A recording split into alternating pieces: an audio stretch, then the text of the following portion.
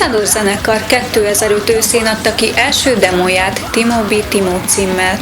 Zenéjük hangzásvilága leginkább az At The Gates-hez, Inzanhoz, Gravewormhoz, Soilworkhöz, Septic Fleshhez hasonlítható.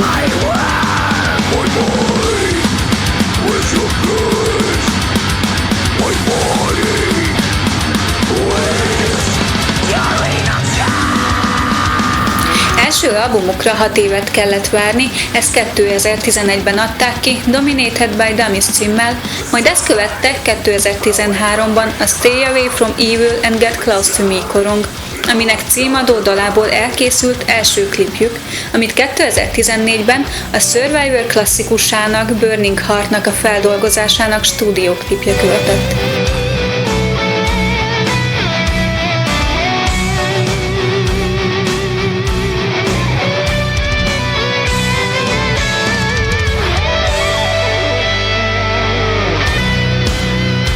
Számtalan nagyszabású koncertet adtak Észak- és Dél-Amerikában és az Egyesült Királyság szerte olyan bandák előzenekaraként, mint a Cradle of Filth, a Vader, a Graveworm, Aura Noir, Cold Blood, Abaddon Incarnate.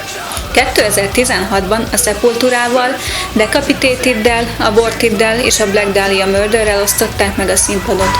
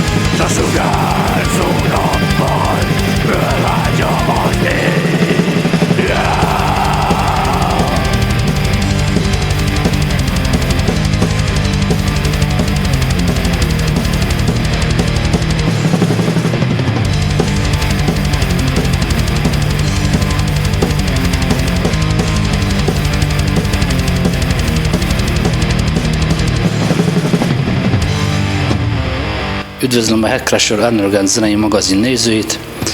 Negyedik adásunk első vendége, Debrecen első számú black metal reménysége, a nemrég alakult Undertale zenekar. Szevasztok! Mielőtt rátérnénk az Undertale-ra, ugye nem fogtok meglepődni, ha egy kérdés elejéig visszalépünk az Ingerseed-re, előző zenekarotokra. Arra lennék kíváncsi, hogy ugye évelején megjelent a elég jó visszhangot kapott The Proclamation nagylemez, de ti már ezt megelőzően kiléptetek a zenekarból. Tőlem is többen kérdezték, gondolom titeket is zavarnak ezzel a kérdéssel. Természetesen a Ingerseed frontembere Mányák Petitől is megkérdeztem, frontemberétől is megkérdeztem ugyanezt. Miért és hogy döntöttetek a kiválásokra, lennék kíváncsi. Hát köszönjük szépen mi is mindenkit. Hát igazából ez már bennem legalábbis elég régóta megfogalmazódott az, hogy valami váltás kellene. Ugye nekem az Undertale egy régebbi projektem úgymond, amit még az akkori tagokkal csináltunk, és ugye szépen lassan egyesével olvadt bele először ugye Mohácsi Zsolt dobos, majd Nagy Viktor gitáros az Ingerseedbe, és utána én is. És egy idő után azt éreztem, hogy az a nagy lelkesedés, ami a beszálláskor megvolt, az így az évek során egyre csak hanyatlani kezdett, majd később ez meg is szűnt, és szerettem volna úgymond ugyanazt folytatni, amit annak idején valamilyen szinten kényszerű helyzetből abba hagytunk. És ugye megtaláltam pont azt a két embert, aki nagyon hasonló, vagy Petivel, hát szinte teljesen mondhatom, hogy ugyanolyan elképzeléseink vannak, főleg így a színpadi kép, tehát egy kicsit teátrálisabb dolgokban gondolkozunk, amit nem tudunk megvalósítani feltétlenül az Ingersollben. És tehát részemről igazából ez volt, hogy azt szerettem volna folytatni, amit 5-6 évvel ezelőtt elkezdtem. Én is köszöntök mindenkit. Hát igazából nálam is ugyanezek a dolgok mentek végbe, én is már nem éreztem olyan jól magam a zenekarba, és hát úgy döntöttem, hogy nekem is lépnem kell, aztán közben Csabival már beszéltünk arról, hogy esetleg csinálja majd az Undertale-t, és akkor én is jövök, és akkor segítek neki, mint háttérember ugyanazokat megcsinálnám, mint amit az Ingersollben háttérmunkák, videóklippek. Tehát végül is én így kerültem Csabinál a képbe. Hát a kiválás végső oka az végül is 2015 nyarán dölt el, mert kaptam külföldi lehetőségeket, amikről én a zenekar miatt ugye lemondtam. Igen, tanulmányi lehetőségek voltak, de hát akkor úgy éreztem, hogy ez teljesen helyes döntés, hogy ugye a zenekart választom, mert ugye nagyon benne voltam, meg nagyon akartam, meg teljesen a sajátomnak éreztem.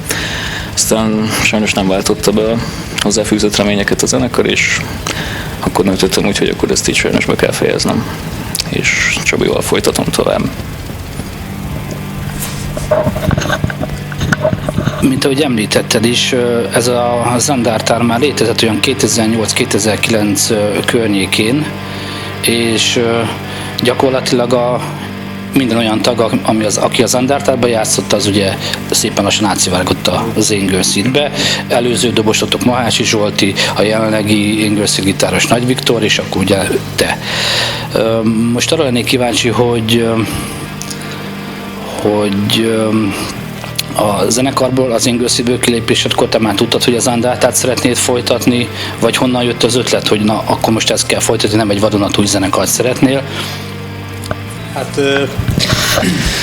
amellett, hogy ugye az Ingersollben tevékenykedtem, nekem a számírások azok mentek a háttérben saját célra, mivel tehát olyan jellegű dolgokat írtam, ami nem fért volna be az Ingersoll világába. Tehát én egy idő után mindenféleképpen szerettem volna ezt folytatni, csak ugye a megfelelő embereket kellett hozzá megtalálnom, és ehhez ugye elég sok idő szükségeltetett. De mindenképpen szerettem volna egy reuniont, és ugye végül is adott volt az a szituáció, hiszen Szendi Attila alapvetően sem tartozott fix munkakörben, úgymond, mint dobos az Ingersollhez, és hozzá is sokkal közelebb áll ez a típusú zene, amit mi játszunk, mint amit ugye Vanyék. Úgyhogy ő számára nem is volt kérdéses ez az egész, hogy ő elvállalja vagy sem. És akkor ugye Petinek szintén, ugye, amit már kifejtettem, hogy milyen okokból jött létre ez a 3-as fogat végül is. És mit akartam még mondani? 2008-2009 között, hát igen, volt egy ilyen kisebb, ahogy ugye elindult ez az egész, kisebb próbálkozás, még jóval amatőrebb szinten, tényleg elvétve pár koncert, de még akkor ugye nem láttunk bele annyira, hogy hogyan is működnek a dolgok itt az underground szintéren. És most már ugye rengeteg tapasztalattal, ismeretekkel, meg új kapcsolatrendszerrel a hátam mögött azért így másabb hozzálátni ezeket a dolgokhoz.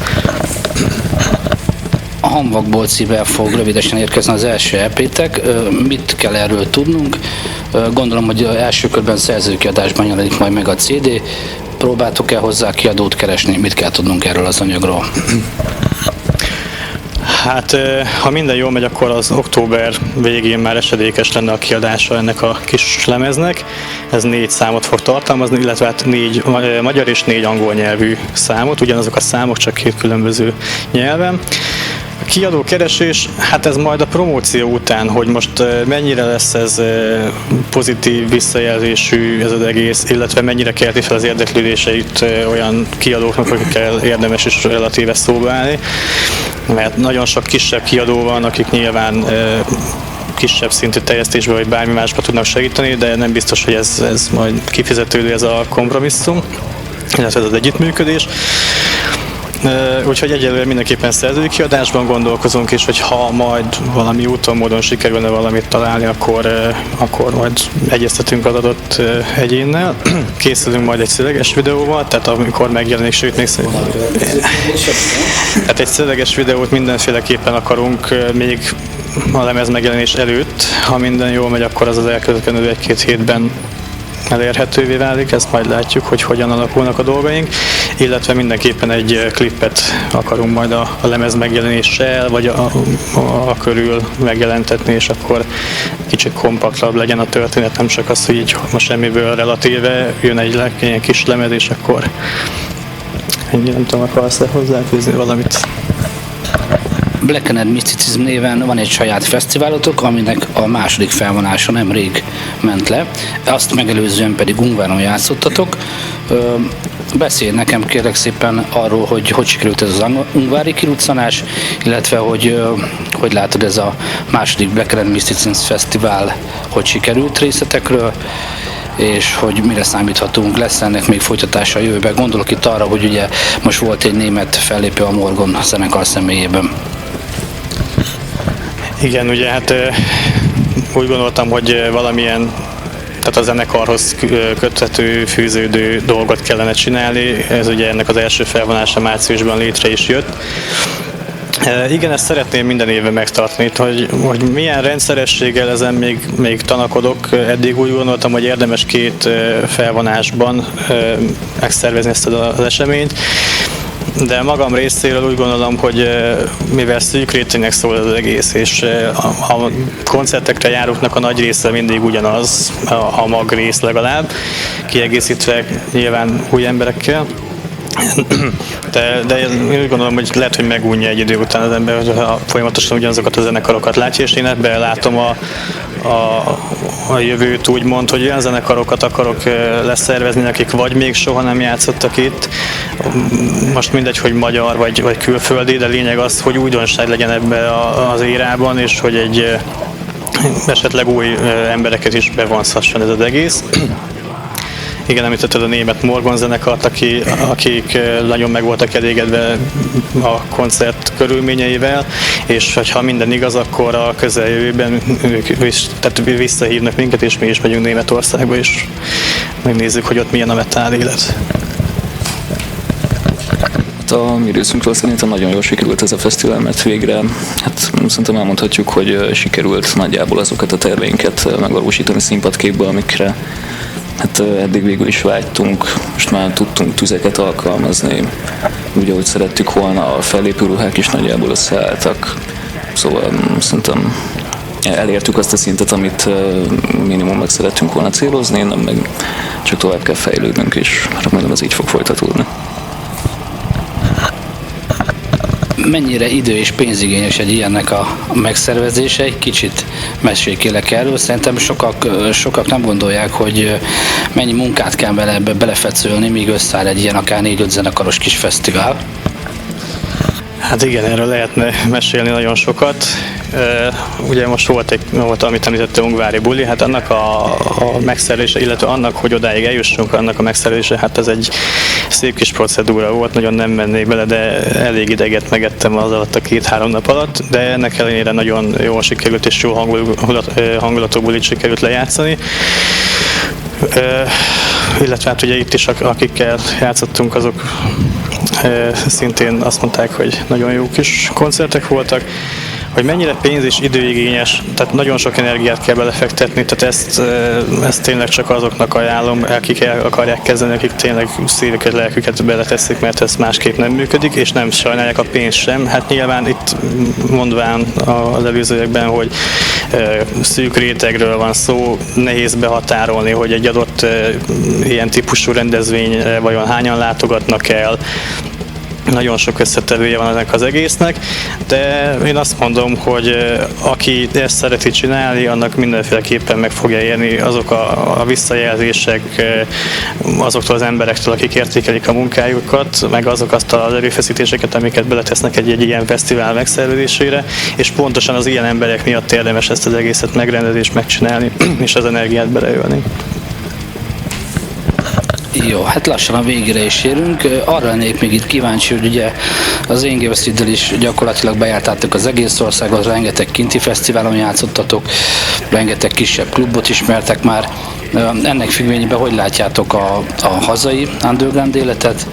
Mi itthon milyen lehetőségek vannak szerintetek, és mondjuk így kérdezni, hogy mennyivel vagyunk szerintetek lemaradva a kintihez viszonyítva, mondjuk egy hazai és egy külföldi fesztivál viszonylatában? Hát nehéz ezt igazából behatárolni, abból a szempontból, hogy jó, voltunk már pár külföldi klubba vagy fesztiválon, de mégis nehéz lenne ebből egy általánosítást összehozni. Nyilván itt is van, ahol jobban megy. Tehát én azt mondom, hogy itt a keleti régióban ez a Debrecen-Szeged vonal, ez még egész erős tornyát építi, mondjuk úgymond a black metal és egyáltalán az underground típusú zenéknek a köreiben. Pesten én úgy érzem, hogy egyre több ilyen jellegű esemény van, és talán pontosan ezért van az, hogy nem annyira érdekelt már szélesebb körben ez az egész, pedig nem egy kisvárosról van szó, de mégis szerintem egy átlag nézőszámot, hogyha vennék akár külföldi zenekaroknak a koncertjéről, nem egyenesen arányos azzal, amennyi ilyen típusú zenét hallgató egyén mondható, vagy van annyi. Úgyhogy külföldön viszont ott is változó a szituáció. Tehát voltunk Szlovákiában olyan bulin, ahol csak néztünk, hogy igazából van egy jó, nagyon kompakt kis klub, nagyszerű felszereléssel, csak egyszerűen az igény ott nem mutatkozott meg. De volt olyan, hogy Romániába elmentünk egy kisebb klubba, és dugig voltak. Tehát igazából messze menő következtetést én nem nagyon tudnék ebből levonni, hogy mennyire vagyunk elmaradva, vagy mennyire nem. Ez elég eseményfüggő, vagy sok összetevő dolog. Tehát valamilyen szinten azt gondolom, hogy köszönhetően nyilván az internetnek is most már kicsit elkényelmesedtek az emberek, és nem feltétlenül fogják azt mondani, hogy jó, akkor köszönjük szépen, nekünk elég ez az itteni dolog, pedig azért én úgy vélem, hogy az élőzenének megvan az a varázsa, és nem olyan, mint hogyha egy monitoron keresztül figyelnénk az eseményeket. Úgyhogy én arra, hát nem akarok senkit megtéteni, meg semmi, de én arra kérném az embereket, akik ténylegesen ezt a műfajt képviselik, úgymond, vagy ezt szeretik, hogy akkor igenis támogassák azzal, hogy ezek a zenekarok, akik ebben tevékenykednek, és azért tevékenykednek, hogy egyrészt saját magukat kifejezzék, és hogy az olyan emberekhez eljussanak a gondolataik, akik mondjuk vevők is erre. Úgyhogy én azért gondolom, hogy ezt érdemes támogatni és értékelni. Szerintem mindent elmondtam. Nagyon szépen köszönöm, és várjuk akkor a Hamvakból LP-t. Szevasztok!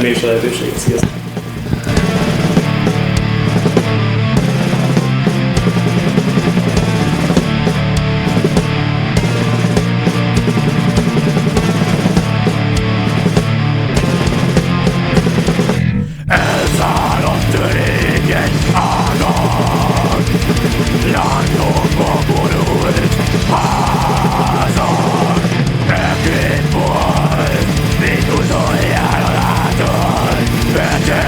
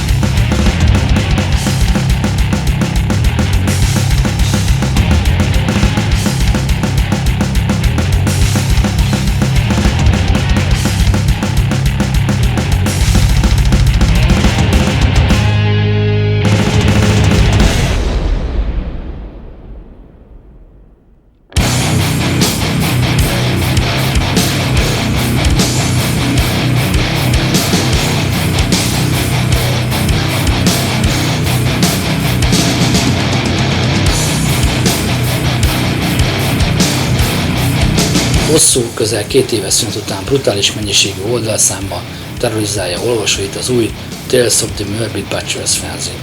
A Sásdi Rém, azaz a Dudás Attila által létrehívott szaksajtó minden igazi underground Black Death fanatikus számára kötelező olvasmány kell, hogy legyen. 172 AP4-es méretű oldalon, spirálkötésben befűzve 22 zenekari interjú mellett megszámolhatatlan mennyiségű CD, bakelit és kazetta kritika és számos koncertbeszámoló színesíti a fanzine oldalait. Tudásul mellett élményszámba mennek az új kollégája Sós Sáj Zoltán által elkövetett agymenések is. A dizájnért a hazai underground művész MVLK volt a felelős, kihagyhatatlan.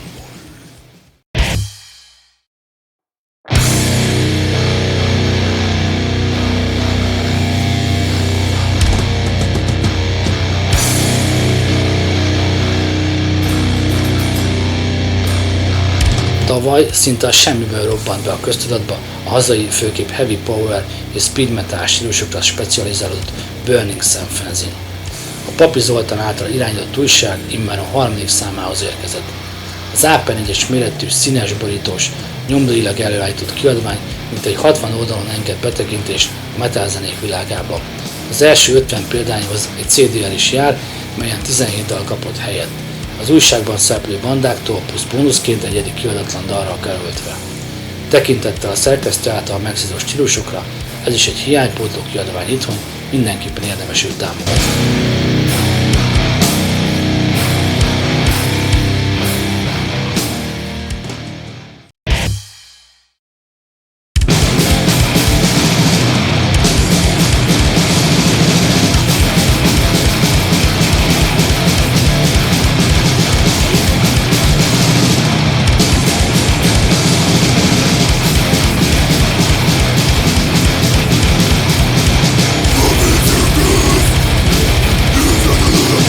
Múlt év végén a 3. lapszámához érkezett a Metal Catacombs fanzine, melyet többek között a hazai zenei undergroundból ismert arcok szerkesztenek.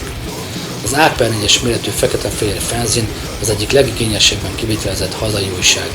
A szerkesztők szertágazó üzlésének köszönhetően jól megférnek a black, thrash és death metal interjúk mellett akár a heavy metal vagy az avantgárdabb stílusok is. 90 oldalon a megszokott zenekari interjúk és lemezismertetők mellett egy zenei témától teljesen eltérő beszélgetés is olvasható a hazai Control blog szerzőjével, mely tovább színesíti az újság ezen számát.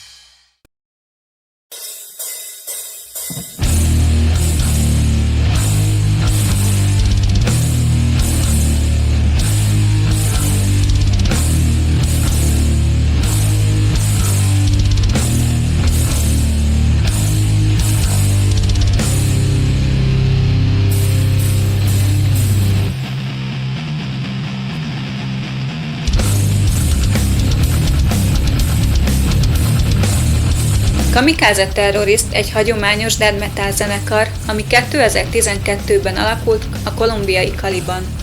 Olyan zenekarok inspirálták, mint a Massacre, a Napalm Death, a Bolt Thrower.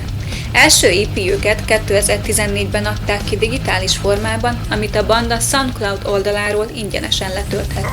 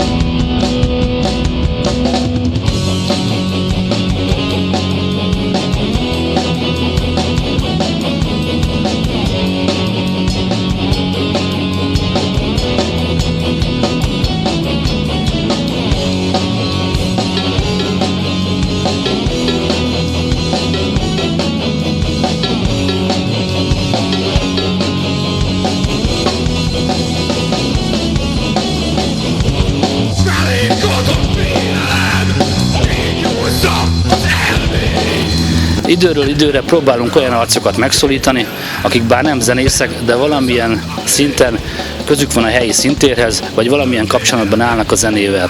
Ilyen volt a második adásunkban látható hanglemezboltot üzemeltető Bóner Laci is. Mai beszélgető partnerem többek között egy online rádió műsorvezetője, saját weboldalt üzemeltet, és saját tehetségkutató fesztivált szervez évek óta. Ő nem más, mint Pap Misi. Szevasz! Üdvözlök mindenkit, sziasztok! Hello! Kezdjük egy nagyon régi dologgal, de annak idején egy helyi zenekarban, név szerint a Krizosz Kalvában gitároztál, ez valamikor a 2000-es évek elején indult. Hogy emlékszel vissza erre? Hát igen, ez elég régen volt, pontosan 2000 októberben alakult a zenekar, de rengeteg előzménye volt, ilyen évekkel előtte már elkezdtünk így számokat írni, tagokat keresni, a legnehezebb volt, már akkor is, manapság meg főleg, és volt egy 5 éves időszakunk, amikor egész sokan ismerték ugye underground szinten, mert ez egy ilyen trash death metal zenekar volt, készült 2 demónk, 5 számmal, de a harmadik valahogy nem úgy született meg, ahogy kellett volna, és igazából én kiszálltam a zenekarból, utána a többiek még folytatták egy másik néven, de az 5 év volt igazából maradandó.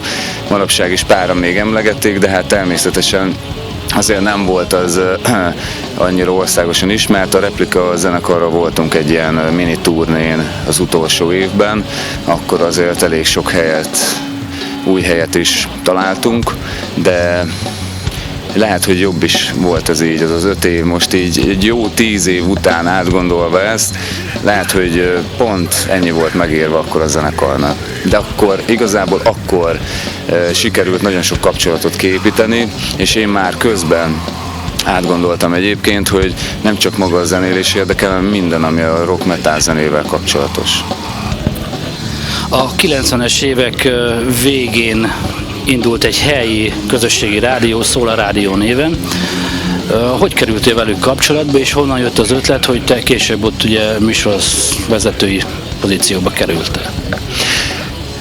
Igazából már megvolt a zenekar, csak a tagság nem volt annyira stabil, és biztos, ami biztos, keressünk még, hogyha valami gond van, akkor mondjuk legyen tartalék tagok is, ilyen nagyon nem olyan szépen fogalmazva, és azt nem sikerült találni, viszont felajánlották, hogy nem szeretnék műsort vezetni, mert pont akkor a Szóla Rádióból rengetegen átmentek az akkor ugye még friss rádiónak nevezett egy rádióba, egy Debrecenbe, valami 2002 táján lehetett, és gondoltam, kipróbálom a dolgot, mert, mint mondtam, nem csak az érdekelt, hogy maga a zenélés, meg ugye emögött lévő szervezés, hanem mondjuk a média oldalról is.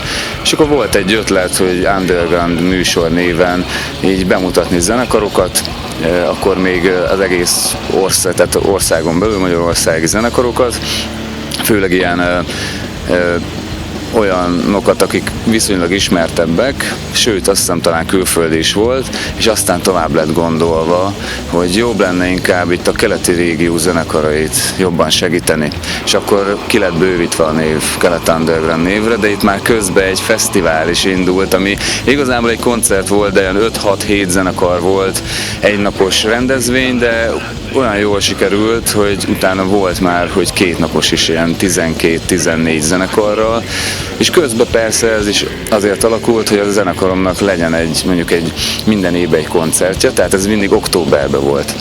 És akkor tartottuk mindig a szülinapi koncerteket, viszont, hogy ne csak egy évben egyszer legyen, meg mindig állandóan mi lépjünk fel, lett tavasszal is, és akkor tavasszal sose játszottunk, mindig csak ősszel, és így szépen kifejlődött ez a Kelet Underground Fesztivál is, ami nem tudom hány alkalom volt, ilyen 2003-tól 2007-8-ig talán, aztán még 10-valamennyiben még lett egy-két ilyen más helyszínen, de ez a régi Újvigadó, tehát az Újvigadó helyszíne volt főként, és hát szerencsére egy ilyen hiánypótló dolog volt, legalábbis úgy éreztük, tehát azért ilyen 1-200 emberek mindig eljöttek.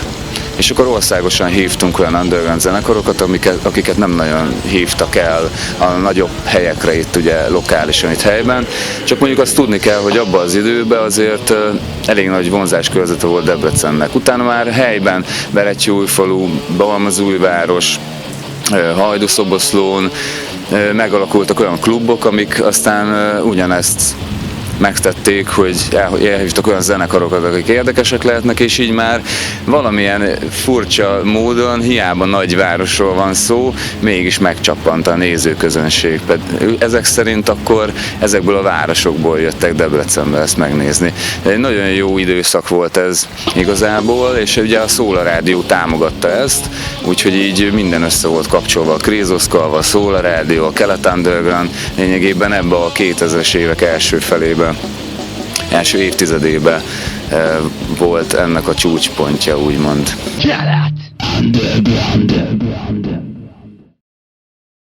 Mennyire volt nehéz annak idején egy ilyet beindítani, főleg anyagi oldaláról nézve a dolgokat?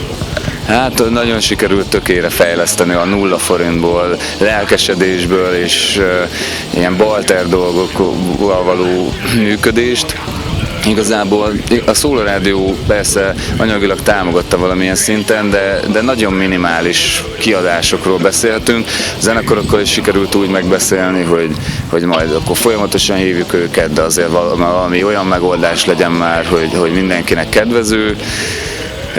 De aztán persze a költségvetés a fesztiválnál egyre nagyobb lett. Hát az, hogy ha valaki szervezett már koncertet, sose lehet biztosra menni, majd amikor vége van, akkor már lehet mondani, hogy mondjuk nullára kijött, vagy pluszos lett, vagy mínuszos. Legtöbb esetben mínuszos volt, vagy éppen nulla. Volt egy pár pluszos, és akkor nagyjából ugye végére olyan nullára sikerült kihozni. De igazából nem is erről szólt sose ez az egész, hogy most iszonyatosan pénzeket akarunk ezzel keresni. Igazából a saját zenekaromnak sikerült lehetőséget adni, meg egyéb más zenekaroknak is. Az embereknek is talán adtunk valami pluszt, hogy akkor még ugye nem volt annyi klub, így talán egyikei voltunk azoknak, akik utána elindították ezt, hogy legyen ilyen rendszeres kis minifesztiválok. Úgyhogy itt igazából tényleg a fanatizmus, az önkéntes munka. Ugye most már ilyen kötelező az iskolákban már ilyen önkénteskedni. Igazság szerint ez már régóta működik, hogyha az ember mondjuk rockzenében tevékenykedik, hogy nem igazán, de talán jobb is ez így, hogy nem a pénzről szólt sosem. 2009 tájékán beindítottad a saját keletunderground.hu oldaladat, és 2010-ben pedig belekezdtél egy ilyen saját tehetségkutatóba, ami tavalyi év folyamán már az 5. alkalom volt.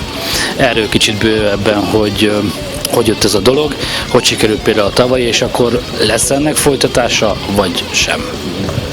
Előtte volt még egy előzmény, mert ugye ott volt a rádió műsor, de azt csak helyileg lehetett hallgatni, és ráadásul olyan régi frekvencián, amit nem sok rádióval lehetett befogni. Aztán volt mondjuk internetes verzió is, meg egyebek, de gondoltuk, hogy kellene valami felület. És persze akkor már voltak honlapok, mert hát a saját zenekarnak is volt, de valahogy még úgy éreztük, hogy a Szóla Rádió felülete az elég, hogyha a Kelet Underground fesztiválok, meg műsoroknak írtad.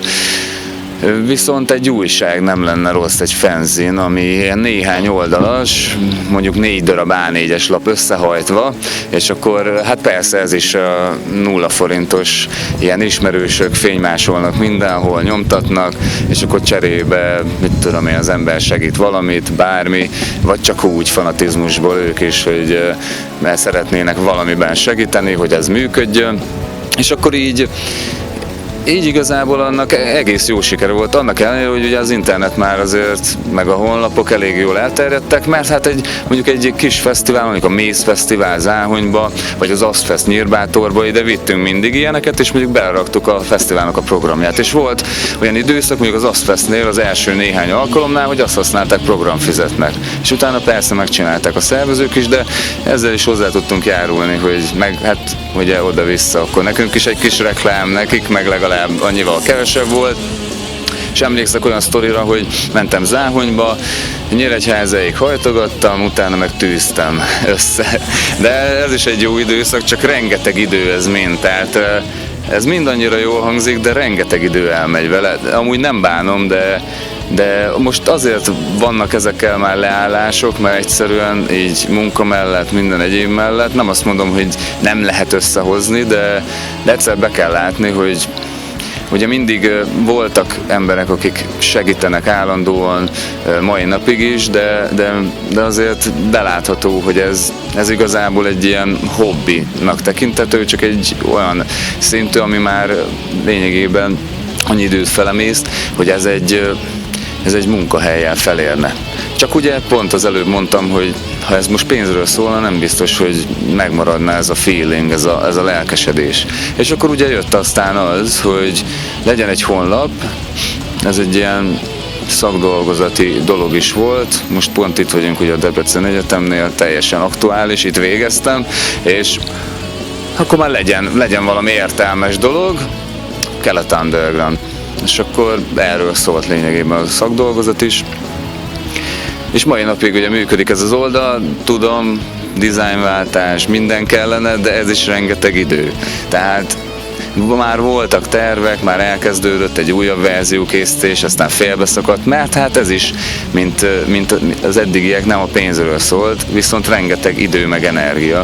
Úgyhogy majd meglátjuk, hogy mi lesz ezzel. Igazából most az, ami még mindig érdekessé teheti ezt az oldalt, hogy ugye a rádió műsor, ami már ugye nem a Szóla Rádió, mert a Szóla Rádió talán 2007 végén, vagy valahogy így megszűnt.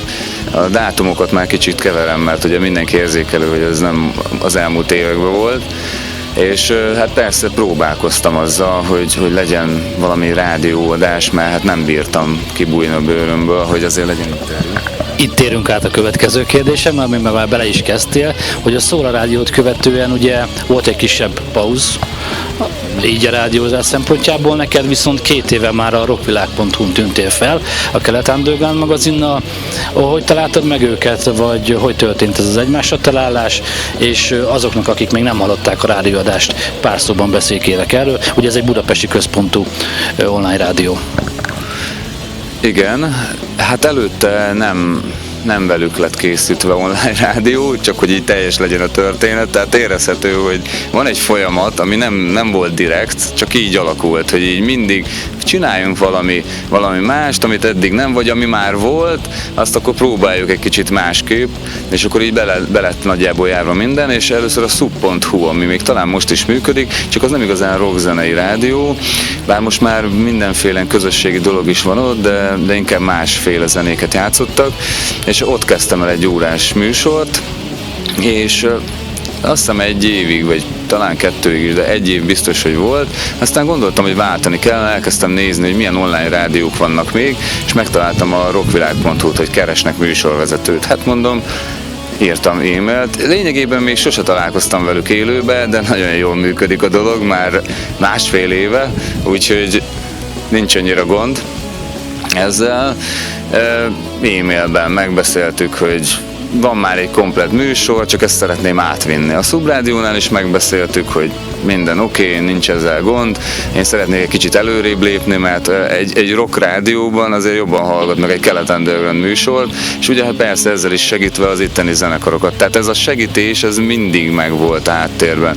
Tehát lényegében a Kelet Undergroundnak a lényege is az, hogy zenekarok segítése. Tehát a honlapon is rengeteg zenekari profil van, ugyanúgy akkor a rádióműsor is nagyjából erről kezdett szólni, és akkor így most már egy jó ideje, és hát van egy műsorvezető társ is, ugye a dögnyúzó rovattal a személyedben, aki igazából egy ilyen hullámvölgyön repített át, mert így, hogy kiegészült ezzel a rovattal, ezzel a résszel, így nekem is visszahozta egy kicsit a lelkesedést, mert az a helyzet, hogyha valamit az ember csinál így évekig, és hát persze vannak visszajelzések, meg az ember csinálja, de mindig jó egy kis felfrissülés, egy kis megújulás, úgyhogy ez a műsor ugye mai napig is hétfőnként 7-től 9-ig 2 hetente működik, úgyhogy a keletunderground.hu-n utána lehet nézni.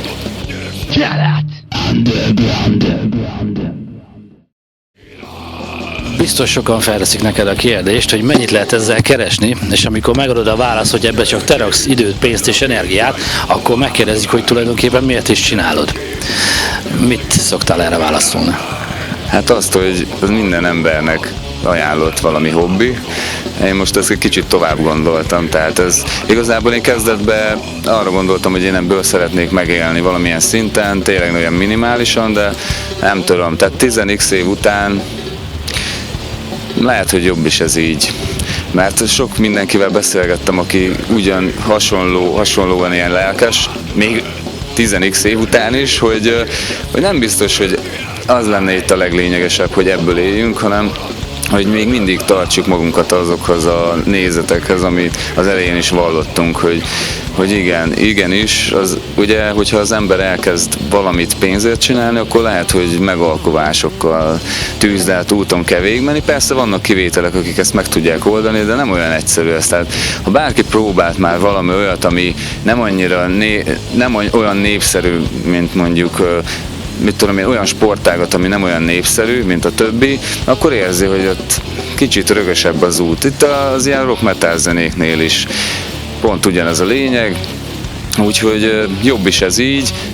Ugye a tehetségkutató az, ami a csúcspontja most itt a vége felé a dolgoknak, meg ugye ez a rádióműsor, tehetségkutató is pont erről szólt, hogy megkerestek, hogy legyek zsűritag, mert régen az Aszfesten is zsűriztem a tehetségkutató részbe, és hát mondom, nem lenne inkább jobb, hogyha összefognánk és csinálnánk egy közösen, tehát így Berettyóújfalu, akkor a Rocksuliból is sokan így gondolták, akkor Balmazújváros.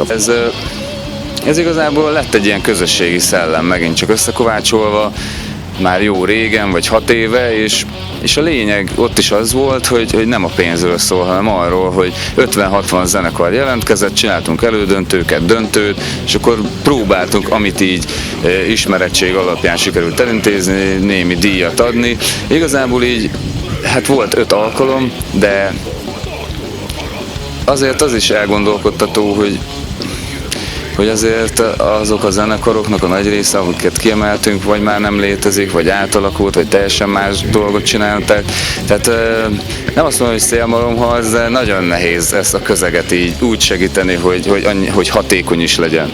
Tehát kicsit az ember ebbe is egy picit belefárad egy idő után, hogy segít, de van is haszna, de hosszú távon meg nem feltétlen. Tehát most lényegében az van, hogy van a rádióműsor, a tehetségkutató tavaly volt, most pihentetjük, átgondoljuk, úgyhogy ha bárkinek bármilyen jó ötlete van, nyugodtan lehet szólni a Kelet Underground elérhetőségeim, mert igazából itt az lenne a lényeg, hogy mindig megújulva próbáljunk segíteni, meg jól érezni magunkat, mert ezekhez rengeteg sztorik tartoznak, bármilyen, hogyha most a régi zenekaromról beszélünk, hogyha a rádiózásról, a weboldal, az egyéb dolgok, mindegyikhez rengeteg sztori, rengeteg új ember megismerése, kapcsolatépítés, jó bulik tartoznak.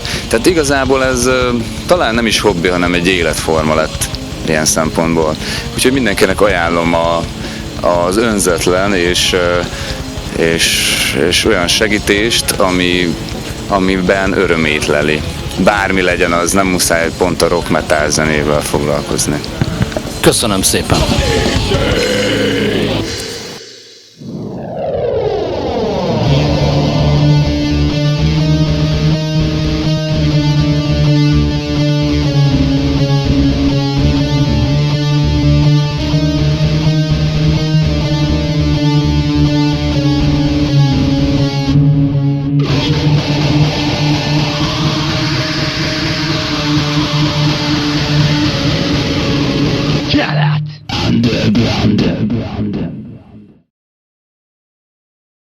Headcrusher Underground Music Magazine.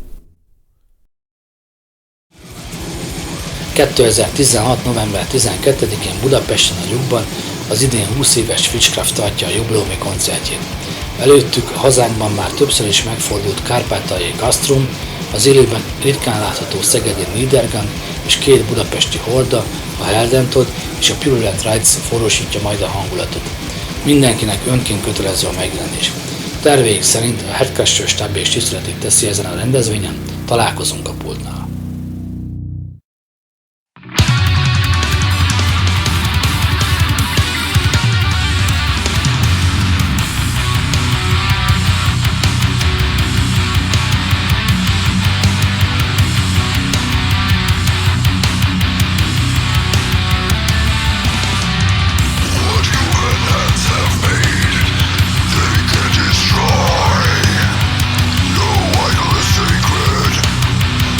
Hellsong az Egyesült Államokbeli Washingtonban működő egyszemélyes, melódikus, extreme metal zenekar, amely mítoszokból, varázslatokból és az ismeretlen sötétjéből merít inspirációt. Az Olszanok név, mely az enochián vagy angyali nyelvből származik, és azt jelenti én uralkodom, a gitáros Jason Aaron Woodot rejti. Okonoklasz lemezén a nyílt istenkáromlást és azt a gónyt szeretnék kifejezni, amihez az olyan témák szolgáltattak ihletet, mint például az Erzsébet-kori asztrológus dr. John D. jóskristályjal való próbálkozása, vagy a bibliai Kain és Ábel története Kain szemszögéből. Olszanov zenéje képet fest az emberi természet sötét oldaláról, ami megjelent az egész történelmen keresztül, és kiemeli az én fontosságát minden ember teremtette Istennel példaképpel szemben.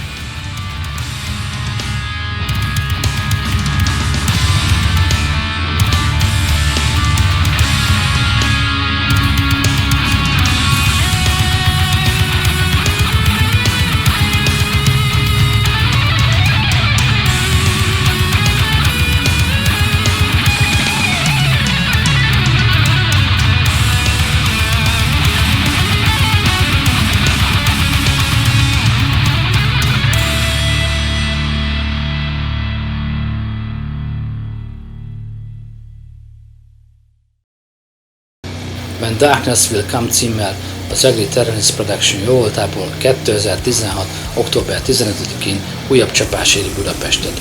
Először teszi tiszteletét nálunk a lengyel underground egyik legdurvább bandája, a Sadistic Black Thrash Metal stílusú Infernal War, mellettük fellépnek többek között az Old School Death Metal hazai helyi helytartói, azaz az Age of Agony, egy fiatalabb lengyel banda az Outre, az Elite Black Metal szerelmesének, míg a Cseh Fatality a death metal kedvelőinek szerezhet majd kellemes pillanatot. Visszatér újra a fővárosba a szintén cseh black metal Sekhmet, és végül, de nem utoljára, új Nothingness című lemezét prezentálja aznap éjjel a budapesti Winterheart. A helyszín Budapest, Fényesadó utca 28, azaz a lyuk. Belépőjegyek 3000 forintért csak a helyszínen vásárolható, mely mellé egy CD vagy egy kazetta jár. Ne hagyjátok!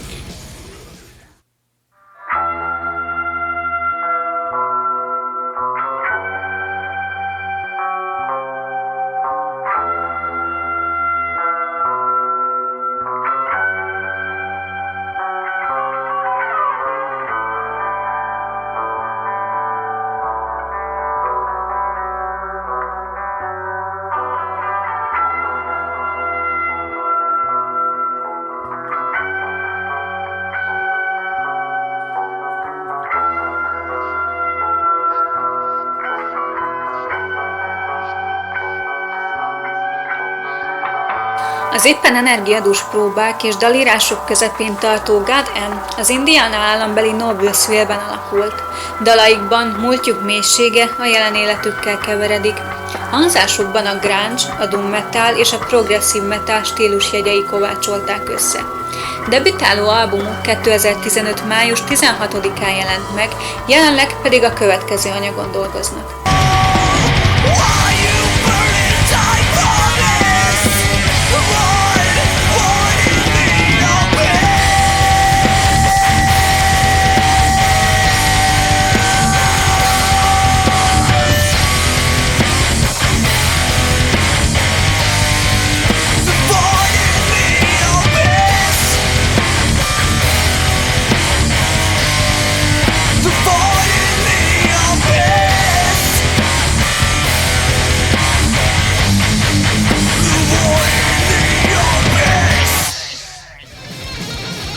október 20 és 22 között kerül megrendezésre immár 10. alkalommal Budapesttől mintegy 600 km-re a Phantoms of Pilsen Fesztivál Pilsen városában.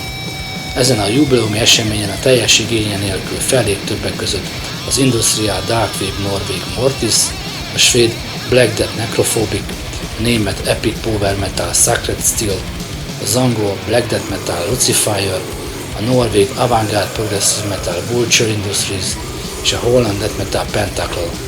A hazai színeket a budapesti Suicide Black Winterheart képviseli. A rendezvény 45 euróért látogatható, az összes fellépő listáját és minden egyéb infót megtalálhatók a Phantoms of Pilsen CZ oldalon.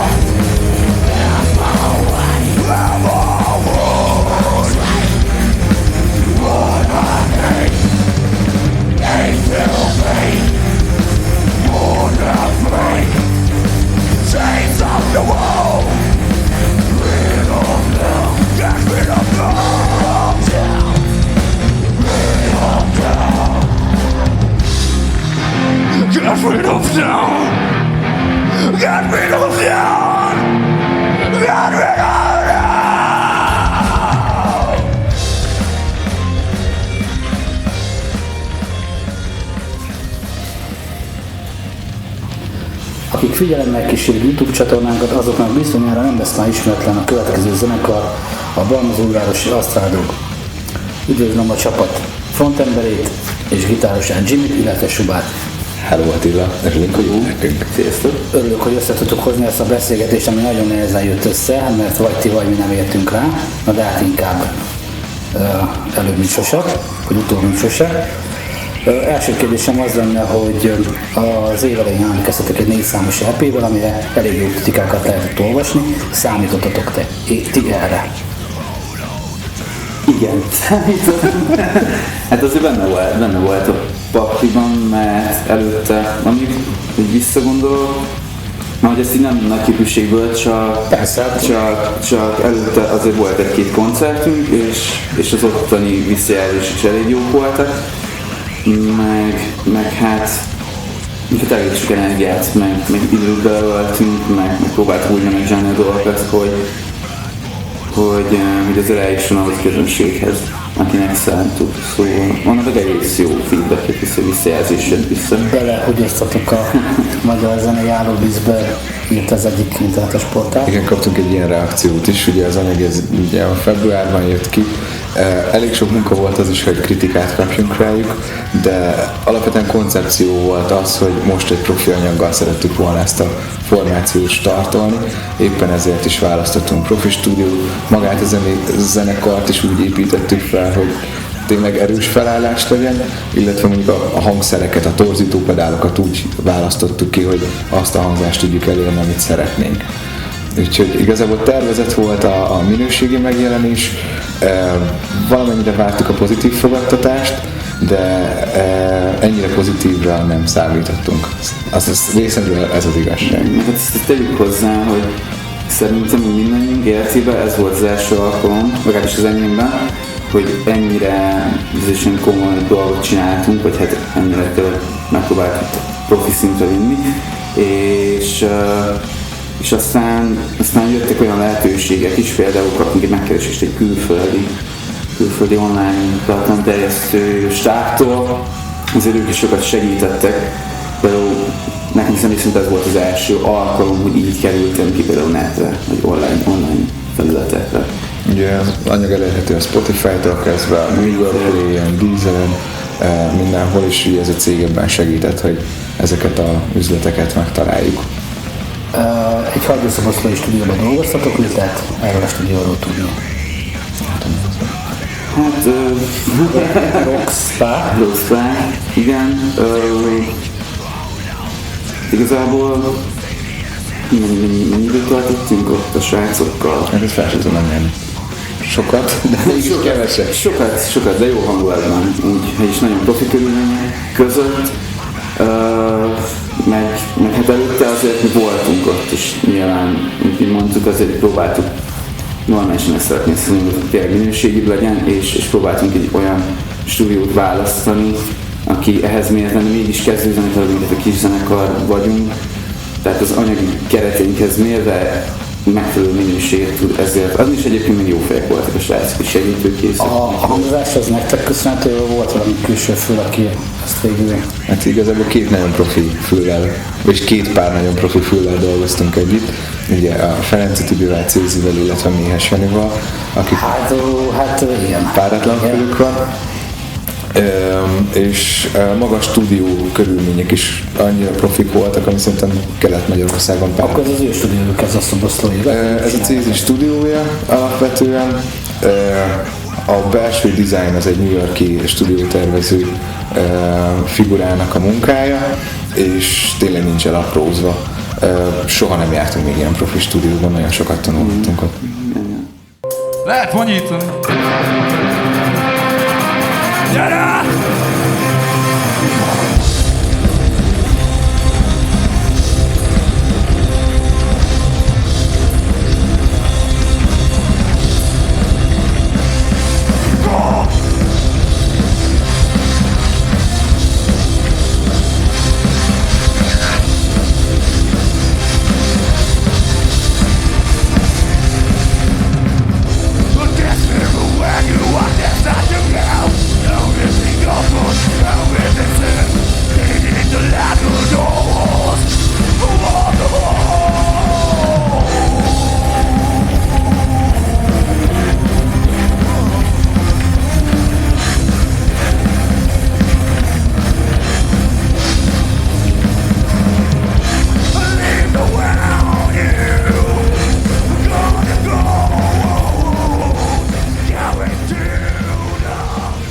Hogyha be kéne lőnöm a stílusotokat, egy szóval akkor gondba lennék. Stoner, Doom, Groovy, Metal, ti magatokat hogy definiálnátok? Asztrálok. Igen.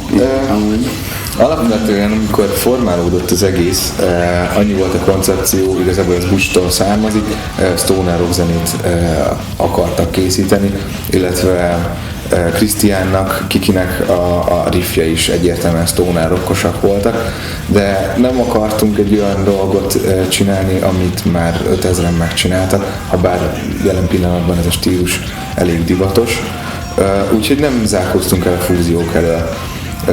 Amennyiben, nem tudom, én vélek felfedezni benne még akár crust punk elemeket is, de ha volt egy ötlet, amit kipróbálhattunk szakítva mondjuk a stoner riffekkel, akkor azt hozzátettük a muzsikához, és most úgy néz ki, hogy ez így működik. Nem kell egyébként Stoner mondani, nem tudom miért, de Stoner. Az a legegyszerűbb. Ez a legegyszerűbb, mert talán az az alapja aztán. Hallatszik, hogy nem tegnap fogtatok hangszert először a kezetekbe. Ugye a te mivel régebb óta ismerjük egymást, a te zenei előjöttedről már tudok még a Death Warrant idejéből, de a többiek nem tudom, játszottak korábban más zenekarba, mikor kezdtetek kezdeni? Igen, szerintem mindenki játszott más zenekarokban, tehát úgy jöttünk eleve össze. Én üres tova, azt mondjuk 5 évvel ezelőtt én kezdtem bandában, amit Debrecenben, Fake Illusions néven tudtak, és talán majd lesz belőle mostanában valami még egyszer.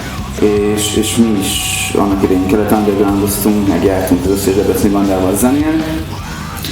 És hát meg amúgy is ismertük egymást, nem ilyet valamizik Debrecen kötődések által.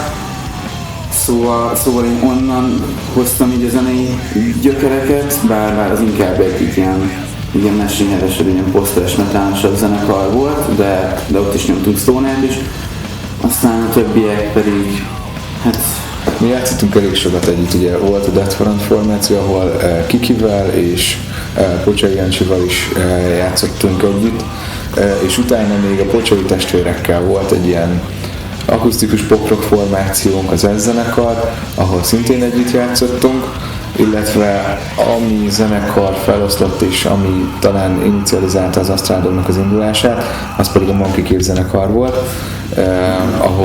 ahol már Kerekes Zsolt után szintén Pocsai Jancsi dobolt, és Bucs volt basszusgitár poszton. Szóval mindenkinek volt már egy korábbi zenekara, viszont most akartunk egy nagyot durrantani, úgymond is megpróbáltuk így összerakni. Még is hozzátenni, hogy csak az, hogy én eleve úgy kerültem a srácokhoz, hogy az én régi zenekarom többiek kimentek külföldre dolgozni, stb. Ilyen szokásos történet, és akkor én maradtam egyedül, és nem nagyon zenélgettem, csak úgy magamnak, és hát lehet, hogy volt köze valami italozáshoz is, sőt biztos, de én igazából csak egy-két számra akartam leugolni, próbáljuk át, hogyha lesz valami koncert, akkor elmegyek, és akkor majd kikalebálom magam.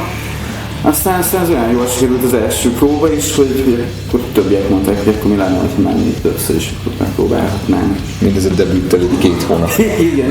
igen. Túl is vagytok 2 tehetségkutatón, ugye az elsőt azt egyben meg is nyertétek, ez volt a Kelet Undergroundos. A másikon döntőig jutottatok az EGRI dolgon. Ugye játszottatok már Debrecenbe, a Roncsba, a Kaptárba, a Campus Fesztiválon már nem tületettek az Amorphis.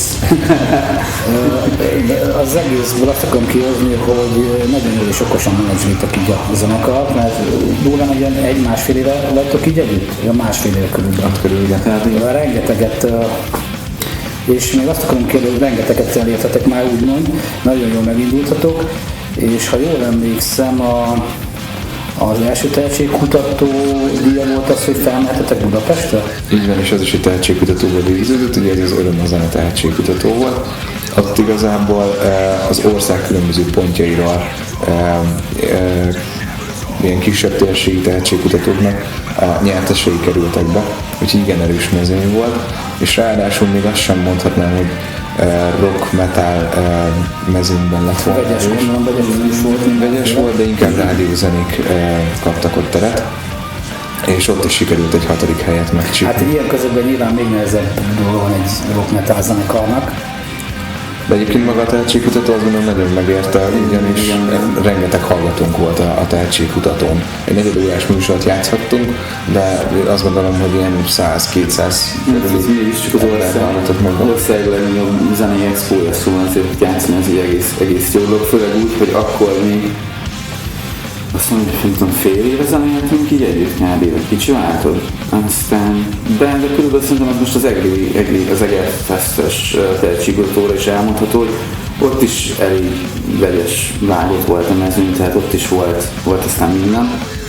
De azt szerintem főleg inkább ilyen indie-vonalas zenekarok csatatele volt, de az is egy nagyon jó tapasztalatszerzés volt, mert hát ugye a tehetségkutatók, meg az ilyen rendezvények nem feltétlenül csak azért jók, hogy az ember nyerjen valamit, vagy hogy egyrészt élni, hogy ott legyen tapasztalatot szerezzen, fellépjen olyan színpadokon, ahol egyébként nem jutná, másrészt meg, hogy egy csomó emberrel megismertén is kapcsolatot teremtsen. Egyébként volt egy nagyon elismerés, a zsűriben Féli Barna is zsűrizett, és gyakorlatilag Kiki a gitárhangzásával olyan szinten megnyert a Barnát, hogy Barna egyszerűen nem hitte el, hogy abból a gitárból és abból az erősítőből az a hang meg tud szólalni. Külön kiemelte Kikit. Hát ez tök jó. Büszkék vagyok rá. Alakul nekem az új számaitok. A következő a hanghordozó már esetleg a nagylemez lesz, hogy álltok ezzel, amik a tervek?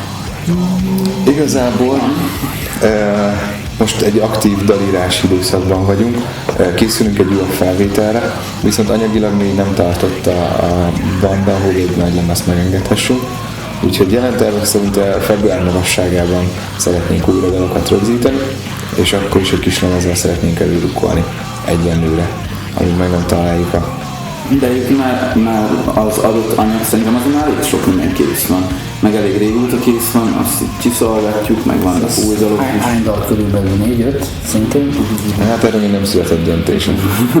Az az őszinte válasz. Ami kész van, és egyébként amit koncerteken is játszunk, az a kb. Egy órányi anyag, az nem tudom, hogy hány számunk, abban van is feldolgozások, de azokat kivesszük, és csak a sajátokat nézzük, az szerintem megkészülünk 9. A jövő évi műsorokat egyértelműen át fogjuk dolgozni, kikerülnek a feldolgozások. Ugye már ebben is volt tapasztalat korábbiakban, hogy nem feltétlenül előnyös feldolgozásokkal megjelenni max nem tudom, ajándékként a közönségnek, amennyiben nagyon lelkesek. Ezt mire alapozod? Ezt arra alapozom, hogy annak, amikor a Death Front-tal elindultunk, akkor nagyon sok feldolgozást játszottunk, mert úgy tudtunk egy egész műsort kialakítani, hogy kb. 4 saját dalunk volt, a többit feldolgozások. Több a feldolgozás, mint a saját, nagyon sokan így indulnak, régebben így indultak. És a közönség utána csak a feldolgozásokat kérte valahogy, észre sem vették. Hihetetlen, hogy a mai napig a Tribute Festek mennek a legjobban, és a Tribute zenekarokra 200-300 ember zokszó nélkül bezúdul, míg ha ugyanaz a banda lép fel a saját számaival, akkor ennek a töredéke. Igen, de ez szóval egyszerűbb egy tribute zenekart csinálni, nem kell megírni, nem kell kitalálni a koncepciót. El kell játszani a számukat becsülettel, de persze. El kell játszani jól, de igazából sem a célközönségedet nem kell megtalálnod, a közönségbázisodat sem kell törtetve keresned, mert adott. Ezáltal azt gondolom, hogy egy egészen más stílus, és ugye nem ezt szeretnénk. Jó, hát akkor zárásképpen arra lennék még kíváncsi, hogy milyen a helyi metal élet nálatok. Van-e esetleg olyan zenekar rajtatok kívül, akit mernétek így ajánlani a nézőinknek? Hát, hogy látjátok? Balmúziós, a francia helyzet egyébként, mert mindannyian balmúziak, hogy minden inkább már lehet, igen, tehát hogyha így teljesen őszintén kellene erről beszélni, akkor inkább vagyunk már szerintem Debreceni zenekart, ezen pont morfondíroztunk a múltkor, a Bucsékkal, hogy hát, hogy akkor most balmúziak, de csak balmúziak vagyunk, de hát mindjárt csak Debrecenben játszunk, sokat itt próbálunk, itt dolgozik mindenki, már itt is lakunk. Szóval a Debrecenből. A Debrecen is erre akartam kiugadni, igen, hogy a debreceni kapcsolatok viszont a zenekarai azért sokkal jobban benne vannak. Például nekem nagyon-nagyon régi cimráim is, nagyon szeretem a zenéket, a Ghost Toastékkal, még amúgy is nagyon jóban vagyunk például. Pont egy nagyon sikeres kaptáros buli. Igen. Vagyis már ennek már volt egy ismétlése is, amit magunk mögött tudhatunk. Ghost Toastékkal, Mindwalking-kal és Sogosaurus KDO-val. Egy meglepő látogatottsággal, anélkül, hogy lett volna neves headliner az estén. Meglepően sokan voltak a kaptárban, és nagyon jól éreztük magunkat. A Red Alert zenekar Szószlóra, ha már csak így, akkor nem ragasztunk Balmuszhoz, velük is nagyon jóban vagyunk, és szerintem őket is érdemes meghallgatni azért. De egyébként alakultak nagyon kedves kapcsolataink. Inger 10 zenekarral játszottunk Balmazóvároson a helyi kaféban, és hát szerencsétlenségre úgy alakult az útjuk, hogy visszamondták a szállásukat. Úgyhogy a koncert után Bucséknál kaptak szállást, és ugye ilyen reggelig tartó evés-ivásra zárult a koncert. Ilyenek is alakultak. Nagyon szépen köszönöm, és várjuk akkor a következő adag Asztráldogot. Köszönöm szépen. Köszönjük a lehetőséget. Sziasztok!